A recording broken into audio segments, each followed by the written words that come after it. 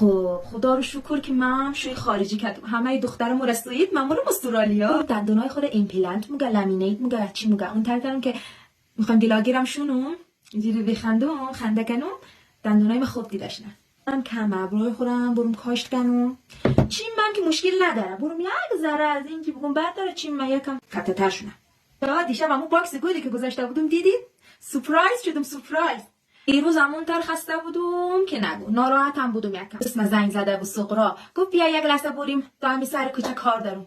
رفتم دیدم وای باکس گل دست چیه. گفتم این از کیه؟ گفت این از تویه. اینو غلامعلی از استرالیا از من زنگ زده بود که اینو دستو بخرم. من نشیده دیدم عمو دستبندی که دوست داشتم غلامعلی از من خریده.